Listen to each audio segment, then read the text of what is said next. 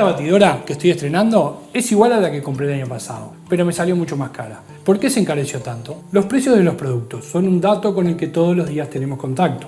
Datos que nos informan para tomar decisiones de compra y que se mueven continuamente, casi siempre para arriba. ¿Por qué suben los precios? ¿Cómo nos impacta? ¿Qué es la inflación? ¿Cómo se calcula? ¿Qué tiene que ver el gobierno con que los precios suban? Uruguay, ¿es un país caro? ¿Por qué los economistas hablan con palabras confusas y no explican de forma entendible algo que no debería ser tan difícil? Soy Martín Juet, soy chef, no soy economista, y le doy la bienvenida a Moneda Corriente, un programa económico. Hoy hablaremos de los precios.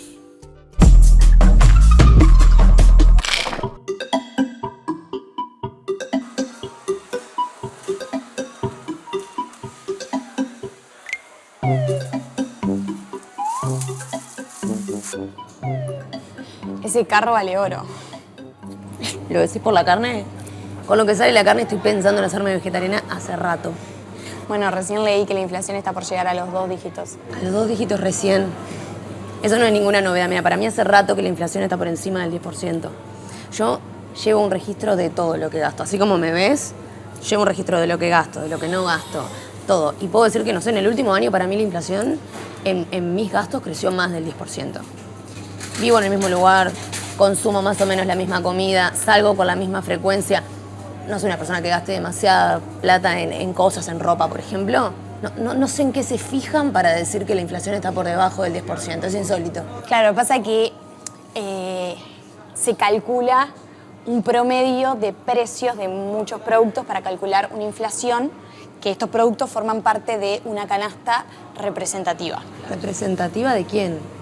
Es la pregunta. Bueno, ahí está el punto. Representativa de un uruguayo, una uruguaya promedio, digámoslo de una forma fácil, y en esta canasta hay muchos productos. Gastos de alimentación, bebida, ropa, calzado, educación, salud, comunicación, recreación, alquiler, muebles, un montón de cosas. Y es una construcción con la que se calcula una inflación general.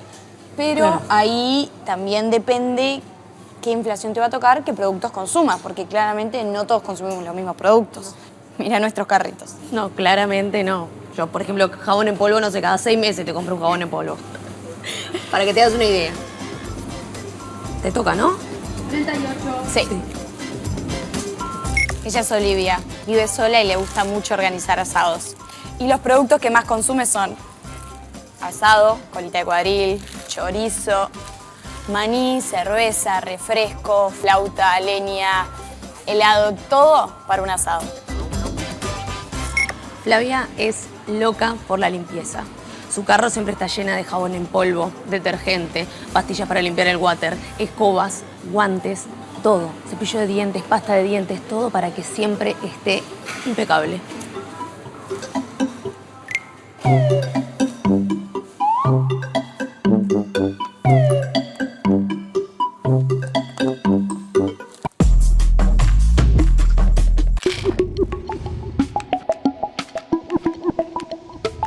Lo primero es decir qué se entiende tal vez por inflación, ¿no? Es un aumento generalizado y sostenido de los precios, ¿no? Tienen que darse esas dos características para que uno considere que algo es inflación. La forma más habitual de aproximarse a este fenómeno de aumento generalizado y sostenido de los precios es a través de la variación del índice de precios al consumo, que es un índice de precios, ¿no? Hay más índices de precio en la economía, pero usualmente lo que se entiende de forma coloquial por inflación es la variación de este índice, que es un índice construido a partir de cómo evolucionan los precios de una canasta de consumo, ¿no?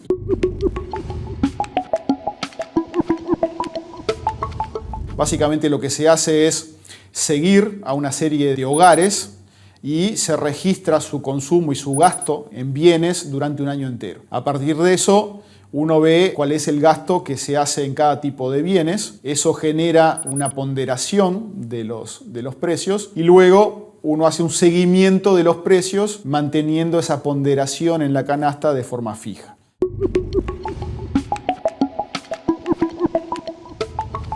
Nosotros hoy en día en el IPC actual relevamos más de 350 precios de productos distintos.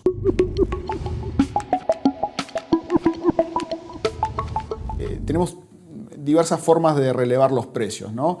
Una de ellas es con encuestadores que van con un listado de precios a relevar a determinados tipos de comercio. Hay que decir que además se relevan productos muy específicos. No es que es el arroz genérico, sino que es el arroz de una marca específica, de una cantidad determinada de ese producto, para que sea un producto muy homogéneo. Una segunda vía es, sobre todo las grandes superficies y los supermercados, envían los listados de precios al INE. Son las dos grandes modalidades que tenemos en este momento, y el INE releva más de 40.000 precios por mes.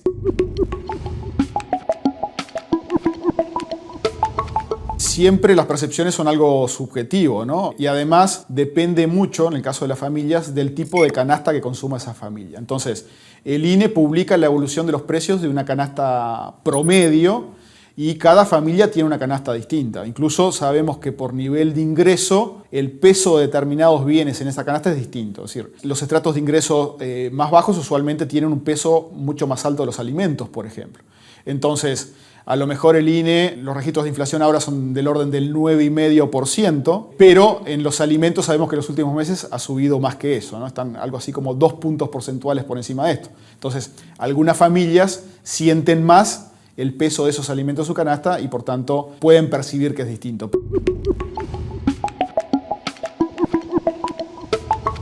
Para eso está el INE justamente, ¿no? Para que las discusiones se den en torno a cifras objetivas, medidas con un método objetivo y que las discusiones no se den sobre percepciones. Yo creo que uno de los grandes aportes, de hecho, a la democracia que hacen los institutos nacionales de estadística es ordenar ese debate en torno a cifras controladas y medidas con un método objetivo, ¿no?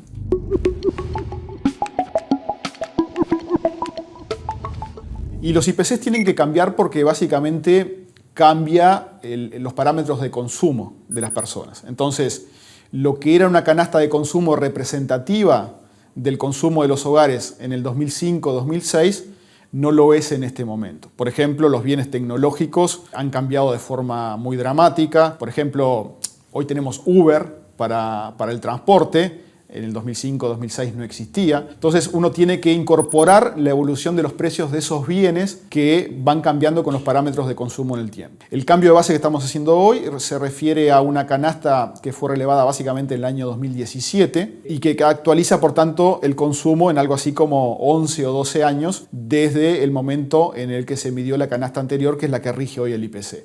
Y en aquel momento habían algunos gastos en videocassettes, por ejemplo.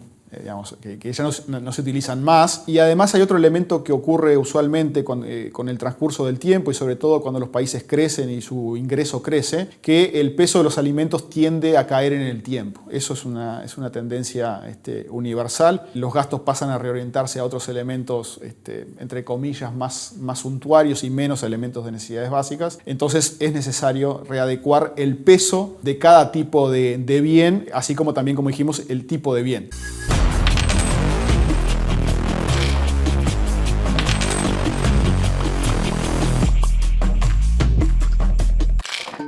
En un momento de la vida, uno se entera que el propio gobierno es el que imprime los billetes. Entonces, piensa inmediatamente, ¿por qué no se imprimen billetes y se reparten entre los pobres? La respuesta es que si el gobierno hace eso, se imprimen muchísimos billetes y de un momento a otro pasa a ver el doble que antes, el riesgo es que suban los precios y genere inflación. ¿Esto es así? ¿Por qué? Porque igual los gobiernos a veces, cuando ven que la economía está complicada, prenden la máquina de billetes. Para entender esto, hoy invitamos a Milton Friedman, uno de los grandes ideólogos de la teoría monetaria de la inflación. Milton falleció en el año 2006, pero igual ha hecho un esfuerzo por acompañarnos en este episodio. Escuchémoslo. Buenas tardes, Milton Friedman. Muchas gracias por hacerse un tiempo para presentarse en nuestro programa. Bueno, luego de mucho tiempo la inflación ha vuelto a ser un problema global. ¿Qué opinas sobre este fenómeno? ¿Cómo? ¿Cómo que la inflación volvió a ser un problema global? ¿De qué me habla? ¿No sabe que hoy en Estados Unidos la inflación creció un 8% y que según el presidente, bueno, es su prioridad central? No, pero eso no puede ser. Esa era la inflación a comienzos de los años 80. Si es así, el problema es gravísimo. Bueno, no exageré para tanto. No exagero, es que ¿acaso no conoce la historia? Los ejemplos abundan. Las hiperinflaciones en Rusia y Alemania después de la Primera Guerra Mundial, cuando los precios se duplicaban de un día para el otro, prepararon el terreno para el comunismo en un país y para el nazismo en el otro. Es increíble que los gobiernos todavía no hayan aprendido la lección con respecto a la maquinita. ¿A qué se refiere? Me refiero al problema de la imprenta. Dígame, ¿usted tiene una maquinita de hacer billetes en su casa? Ojalá lo tuviera. Ojalá yo también tuviera. Pero la realidad es que ni usted ni yo la tenemos, porque es de uso exclusivo del gobierno. Y cuando abusa de ese privilegio, cuando cede ante la irresistible tentación de prender la maquinita, ahí aparece la inflación. Desde tiempos inmemoriales, los soberanos, sean reyes, emperadores o parlamentos, han tenido la tentación de recurrir al aumento de la cantidad de dinero para obtener los recursos para hacer guerras, construir monumentos o para otros fines. Y siempre que lo han hecho, la inflación les ha pisado los talones. Pero ¿cuál es el remedio para la inflación? Así como el aumento excesivo en la cantidad de dinero es la única causa importante de la inflación, la reducción del crecimiento monetario es la única cura para la inflación. Bueno, así como lo dice, parece sencillo. Como le dije, la solución es sencilla. El problema no es la receta, sino la voluntad del cocinero para seguirla. Financiar el gasto del gobierno aumentando la cantidad de dinero suele ser extremadamente atractivo. Es un mecanismo casi mágico, porque permite contentar a los electores sin aumentar los impuestos o pedir prestado.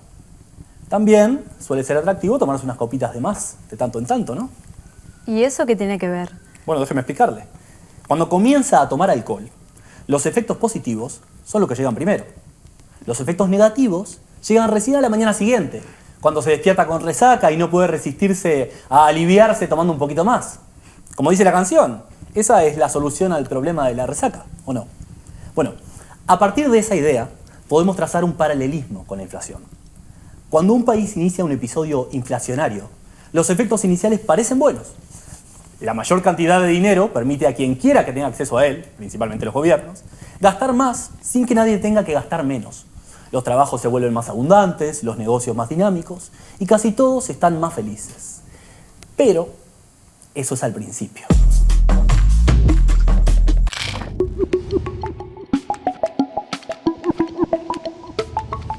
Nosotros pensamos, por ejemplo, y este estudio es la economía, yo soy el Banco Central y el único producto que tenemos disponible es la cámara que nos está filmando y yo empiezo a repartir billetes y de alguna manera pensamos en hacer una subasta. Yo reparto primero 100 pesos a cada uno y bueno, el precio de la cámara, que es la única que tenemos a disposición en esta economía, va a quedar determinada por esos 100 pesos. Si yo la semana que viene vuelvo y el único producto sigue siendo la cámara, pero ahora yo le reparto 200 pesos a cada uno y volvemos a pujar por esa cámara, de alguna manera el precio va a aumentar. Y si yo sigo viniendo y repartiendo dinero, pero no hay una correspondencia lineal con la cantidad de productos que tenemos a disposición, eso hace que la cantidad de dinero se desvalorice o el dinero se desvalorice y esa es justamente la contracara de lo que es la inflación, es la pérdida del poder adquisitivo del dinero. ¿Y después? Después, el aumento del gasto comienza a presionar los precios. Los trabajadores descubren que sus salarios pueden comprar menos cosas aún cuando subieron. Los empresarios descubren que sus costos aumentaron, por lo que las ventas adicionales no son tan rentables como esperaban, a menos que puedan aumentar sus precios a un ritmo todavía más rápido. Es ahí cuando los efectos negativos comienzan a surgir. Precios más altos, demanda menos pujante e inflación con estancamiento económico.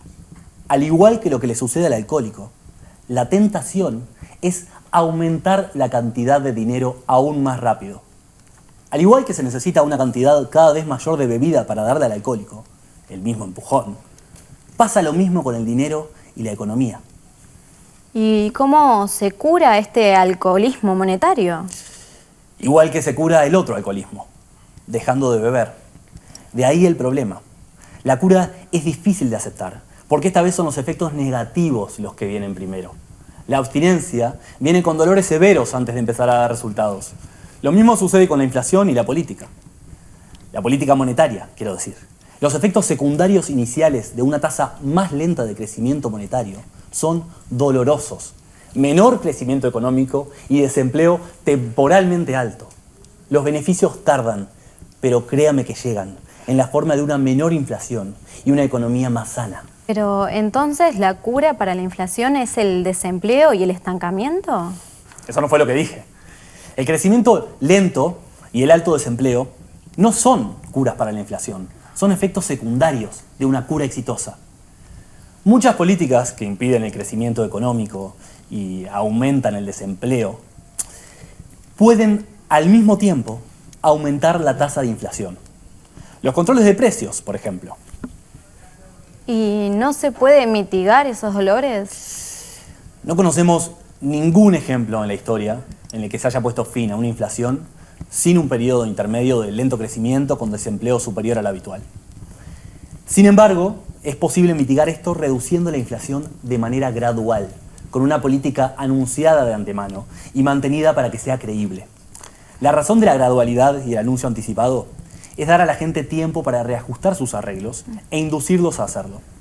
Por eso es que, como decía William McKesney Martin, que presidió la Reserva Federal en los años 50, el trabajo del Banco Central es retirar la ponchera justo en el momento en que la fiesta empieza a animarse. Si la saca antes, la fiesta no despega. Y si la saca después, la cosa se descontrola. Y por lo que me cuenta, la fiesta despegó hace rato.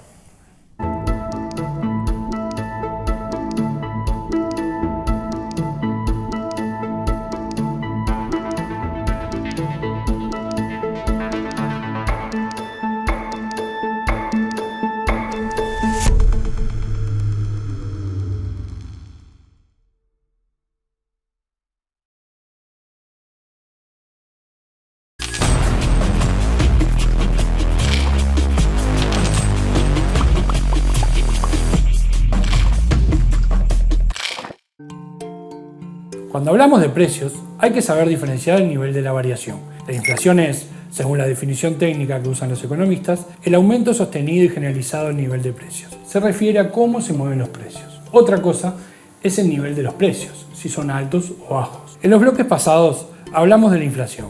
Pero ¿qué pasa con el nivel de precios? ¿Son caras las cosas en Uruguay? ¿Por qué la pasta de dientes es mucho más barata en el Chuy? ¿Pasa con todos los productos?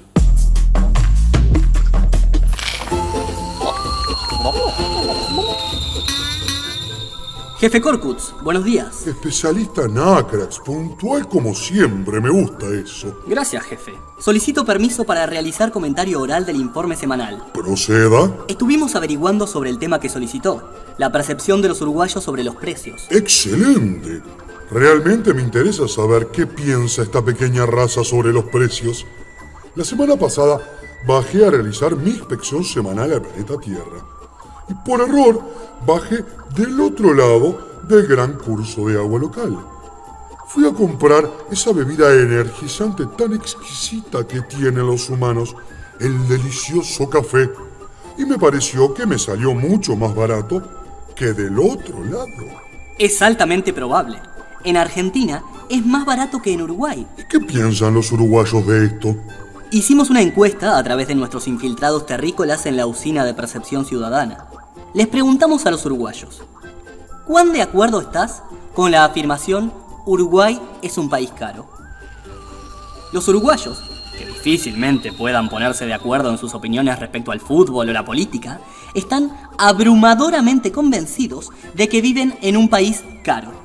El 94% se encuentra muy de acuerdo o algo de acuerdo con la afirmación que Uruguay es un país caro. Este consenso es consistente por región geográfica, edad, sexo y opción de voto en elecciones anteriores. Todos piensan que es un país caro. ¡Qué interesante! ¿Y por qué es caro? No sé por qué es caro. Es una de las grandes incógnitas que los especialistas en esta raza continúan investigando. Pero sí puedo decirle qué piensan ellos mismos, porque se los preguntamos de esta forma. Hay productos de consumo básico, como por ejemplo la pasta de dientes o el jabón en polvo, que son más baratos del otro lado de la frontera. ¿Por qué pensás que pasa esto? La creencia más extendida es que esto se debe a los impuestos que tiene Uruguay. En segundo lugar, por ganancias extraordinarias de las empresas. En tercer y cuarto lugar, por el tamaño del mercado y los costos de transporte y logística. O sea que la explicación más difundida es la de los impuestos. Interesante. Aunque por lo que usted mismo me ha informado, Los impuestos de Uruguay no son más altos que los de Argentina y Brasil. Efectivamente. Apasionante. ¿Qué más tiene, especialista Nácrax? Hemos identificado una palabra que los humanos que se llaman economistas nunca usan, pero que la población en general sí usa. ¿Qué palabra? Carestía. No aparece en absoluto en los trabajos académicos, pero sí se usa entre la población general. De hecho, les preguntamos si conocían el término carestía. Este término es en general conocido por 3 de cada 4 personas. Es más, cuantos más años tenía el uruguayo encuestado, más lo conocía. El 99% de los mayores de 65 años declara haberlo escuchado. Una palabra antigua, carestía. Seguramente muy usada en aquellas épocas de altas inflaciones. Exactamente. Muy usada en la población en general, pero nunca por los llamados especialistas. Una última consulta, Nácrax. Me da la sensación de que cada vez que me infiltro en el planeta Tierra y pido un café, tengo que intercambiar más de esos papeles con caras y números para la misma cantidad de mi bebida favorita. Es correcto, porque en el último tiempo la inflación de los alimentos y bebidas ha sido mayor. De hecho, la población nota esto con claridad. 3 de cada 4 personas que consultamos opinan que lo que más aumentó de la canasta familiar son los alimentos y bebidas. Muy buen informe, Nácrax. Puede retirarse.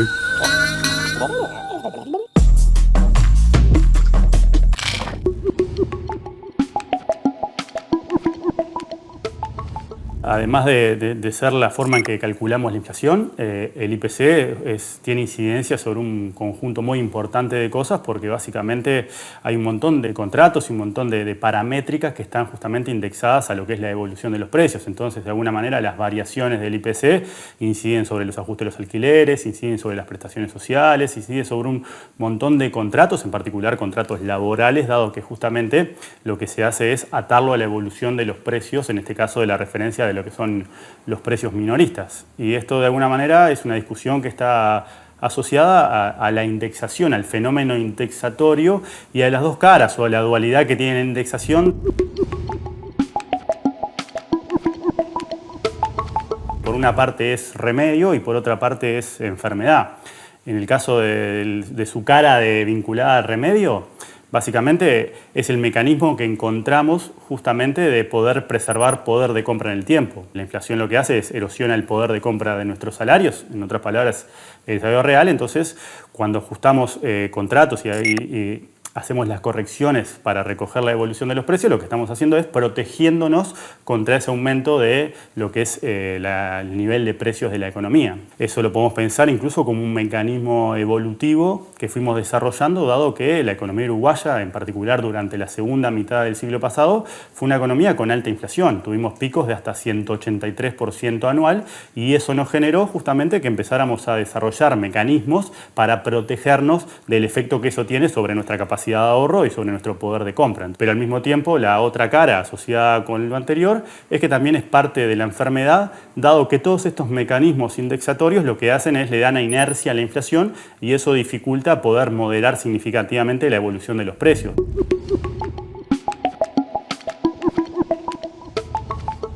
¿Cuál es la razón por la cual, aun cuando la inflación en el mundo estaba ubicada en 2-3%, en Uruguay permanecía alta? Porque había 2 o 3 componentes que lo estaban generando. Uno es la no necesaria suficiente disciplina fiscal como para poder practicar una política de contracción de la demanda en momentos en que la economía crecía. Por ejemplo, entre el 2011 y el 2013 Uruguay crecía a tasas muy aceleradas y Uruguay no practicó políticas fiscales contractivas, como un manual de texto lo hubiera enseñado.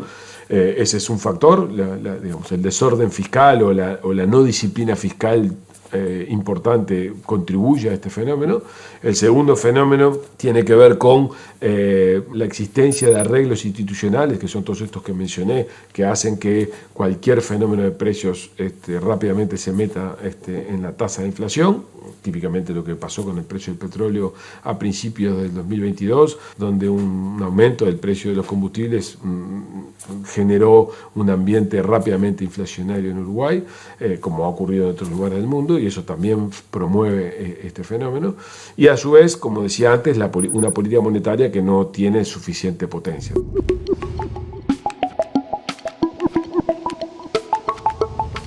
Es una pregunta compleja de responder, parece ser sencilla, pero es muy compleja, que no tiene nada que ver con ser un país inflacionario, ¿no? Hay países mucho más caros que Uruguay, como son los nórdicos, que no tienen tasa de inflación. O sea que el hecho de que seamos caros no necesariamente guarda relación con que seamos un país de tradición inflacionaria. En primer lugar, somos un país caro en comparación a, y la idea que los uruguayos tenemos de que somos caros es porque nos miramos hoy respecto a Argentina y respecto a Brasil y estamos caros. En realidad yo diría la razón por la que estamos caros respecto a Argentina y Brasil no es porque nosotros necesariamente estemos caros, sino porque ellos están baratos, extraordinariamente baratos. Habitualmente, cuando también nos miramos respecto de otros competidores nuestros, Australia, Nueva Zelanda o algunos mercados destinos, Estados Unidos, encontramos que hay desvíos de precios relativos que nos ponen en un lugar relativamente caro en relación a nuestra historia, a nuestro promedio histórico de precios.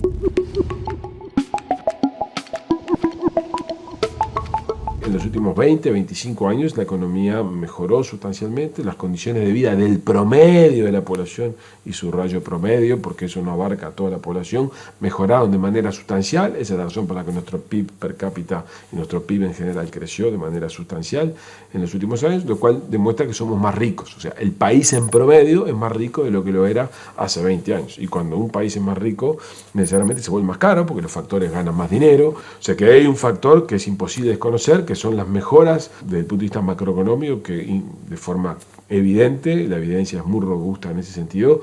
Uruguay ha mejorado mucho en los últimos, yo diría en los últimos 40 años, pero en particular en los últimos 20.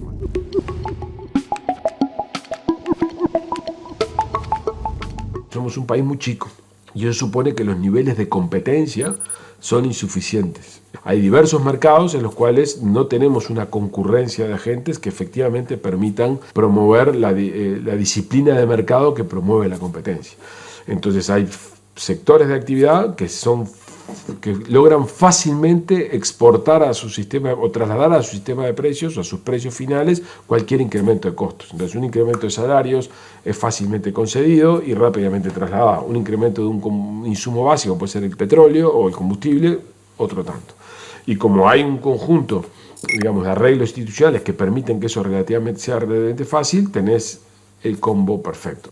Es un hecho estilizado además que cuando vos tenés una economía pequeña, tenés dificultades en diversas actividades para poder incorporar la punta de la tecnología para poder aprovecharla de manera eficiente. Y eso hace que vos no estés en la punta de la tecnología eficiente, que es lo que te permite en algunos casos bajar costos. Típicamente esto ocurre en el sector no transable de la economía, no en el sector transable, que como está expuesto a la competencia internacional es bastante más eficiente, además logra alcanzar otras escalas de producción.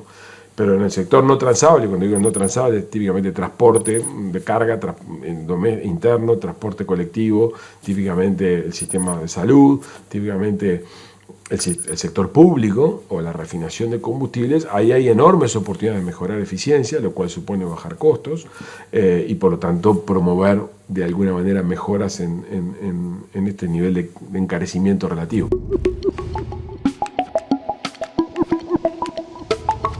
Hay regulaciones que el sector público promueve o prácticas comerciales que los agentes de una economía pequeña tienen que no favorecen un sistema de precios no caro. Típicamente las regulaciones de tipo sanitario que establecen la idea de que haya un distribuidor único o las prácticas comerciales de distribuidor único en rubros que no son de alcance sanitario, como pueden ser los alimentos o pueden ser los dentífricos, etcétera, o productos de cuidado del hogar, hemos encontrado evidencia de que promueven niveles de precios relativamente altos respecto de otros mercados y precisamente porque no permiten que la competencia emerja con claridad.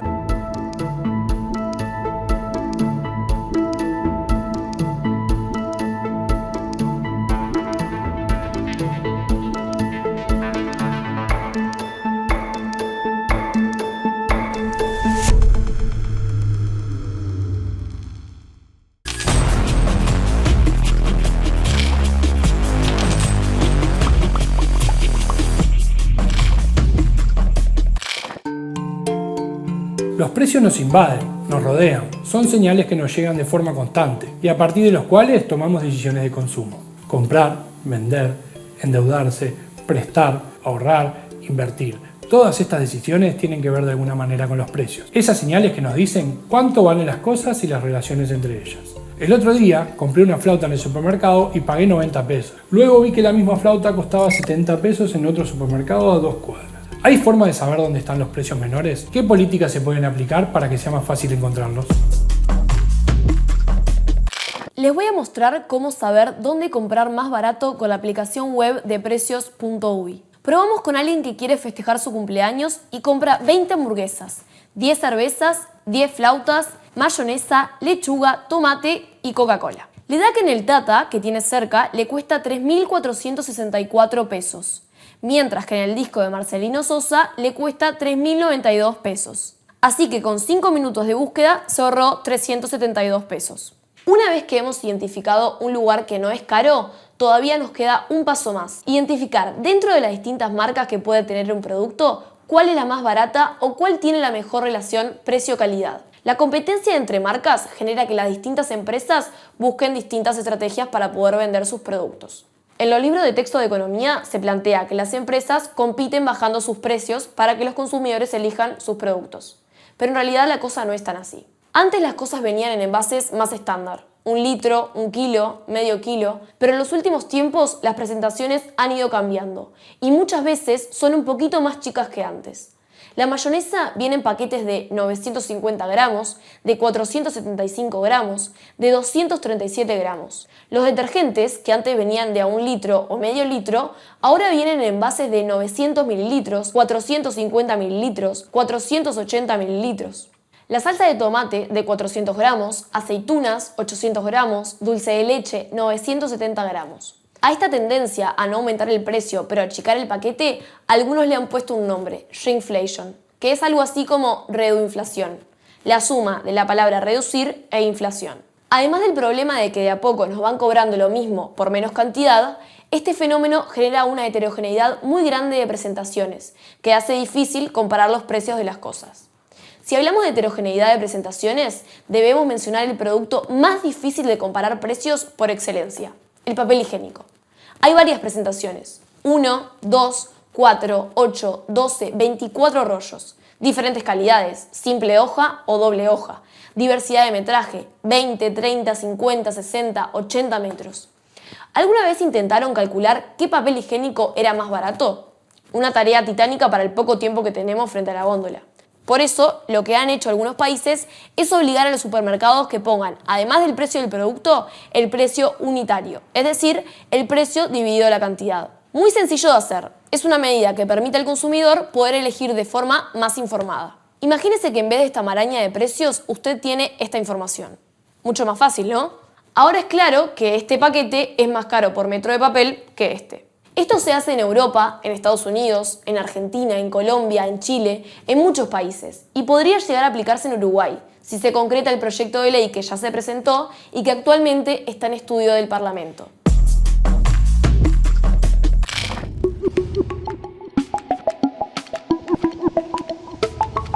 El indicador de precio fronterizo lo que mide es la diferencia de precios de una canasta representativa de bienes transables a nivel de frontera. Básicamente este indicador está calculado para la ciudad de Salto y la ciudad de Concordia. Lo que medimos es la diferencia porcentual de precios de una determinada canasta de artículos para mostrar cómo es la tendencia y la evolución de estas diferencias de precios.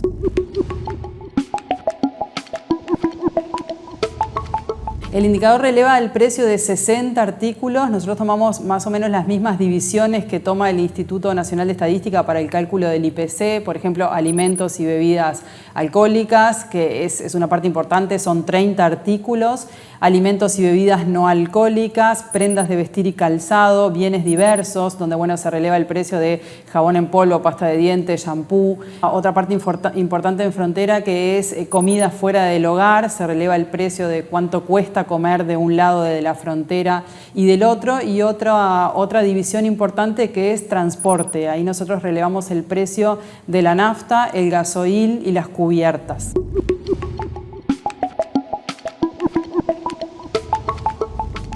La metodología de cálculo de este indicador es, nosotros relevamos en los locales, digamos, en las grandes superficies. En Salto tomamos 3 grandes superficies, en Concordia 2 grandes superficies y después tiendas de referencia, kioscos y, por ejemplo, tiendas donde venden calzado, donde se vende vestimenta y demás. Y relevamos los precios en la góndola o con entrevista directa a los comerciantes. El precio que se toma en cuenta para calcular esta diferencia es el precio con impuestos incluidos, o sea, el precio final que paga el consumidor. Y así es como hacemos el relevamiento cada 2 meses.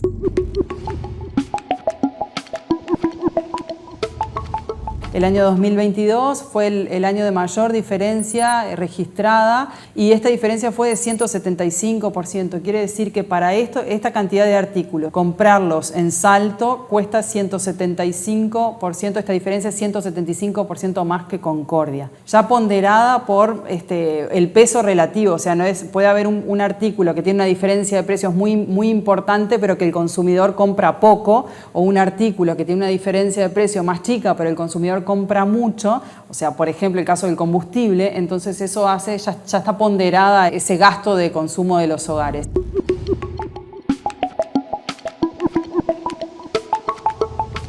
La división de alimentos y bebidas alcohólicas son 30 artículos. En las últimas mediciones, los 30 artículos resultan más caros en Salto que en Concordia. Hay dispersión de precios, pero por ejemplo, pan empaquetado blanco es 330% más caro Salto que Concordia, refrescos 180%, y después hay valores más bajos como, no sé, se me ocurre en este momento manteca, yogur, que están alrededor del 90%, pero todos forman parte de consumo importante de las familias, ¿no? Y después la división que siempre ha sido, la diferencia siempre ha sido significativa es la de bebidas alcohólicas y cigarrillos. Alrededor de 270, 300% es esa diferencia.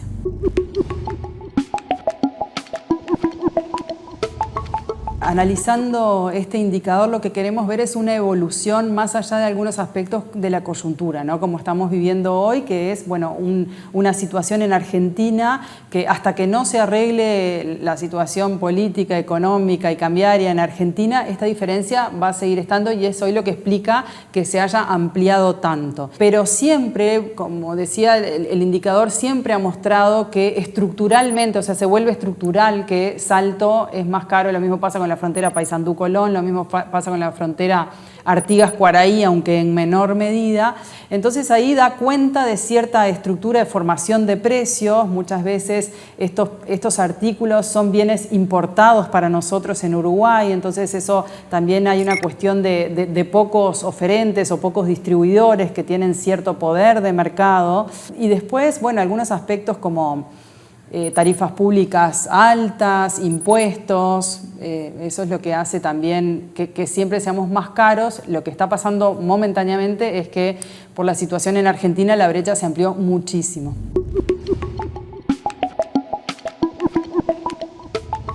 No la tenemos sistemáticamente como la tenemos con Salto y Concordia, pero sí hemos hecho algunas mediciones puntuales. La última fue en el año 2021 y rondaba el 30%.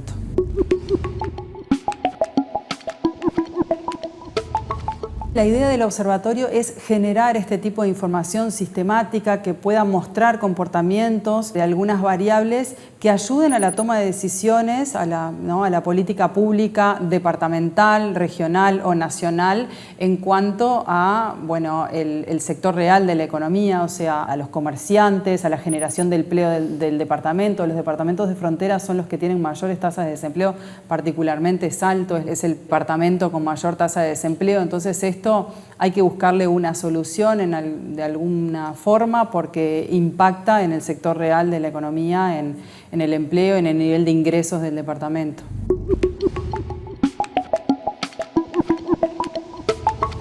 El Estado en este momento lo que tiene que hacer, estamos en una situación como llamémosla de emergencia, ¿no? Entonces tiene que aliviar un poco la problemática de los consumidores, aliviar un poco la problemática de los comerciantes. Entonces creo que en este momento se pueden tomar algunas medidas fiscales como reducción de IVA, reducción de IMESI, como se ha hecho en la frontera. La NAFTA tiene una reducción de 30% del IMESI, así y todo la diferencia es de 170%. Entonces en el muy corto plazo se tienen que tomar este tipo de medidas para paliar un poco la situación, pero en realidad tenemos que ver a la frontera como una región que siempre va a tener esta problemática, a veces más pronunciada, a veces menos pronunciada. Entonces la solución va por otro lado de las políticas públicas, de tomar a la frontera como región, por el tema de integración, algunas políticas más de largo plazo relacionadas a la productividad, porque los problemas coyunturales de Argentina y Brasil nosotros no los podemos resolver.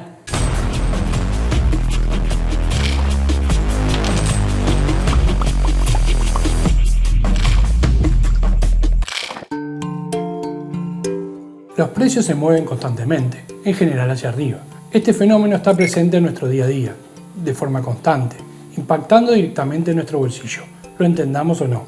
En este programa intentamos conocer algunas cosas sobre la inflación y sobre los precios. Vimos cómo se calcula la inflación, que anuncian todos los meses en la tele, cómo impacta la impresión de billete por parte del gobierno en la inflación, si Uruguay es caro y por qué opinan los uruguayos sobre este tema y cómo encontrar precios más baratos. Esperamos haber aportado alguna clave para entender mejor la inflación y, por qué no, también haber disparado nuevas preguntas. Recordemos siempre que, como dijo Marty Allen, un estudio económico reveló que el mejor momento para comprar algo es el año pasado. Gracias por mirar Moneda Corriente, un programa de economía que no se desvaloriza con el paso del tiempo. Hasta la próxima.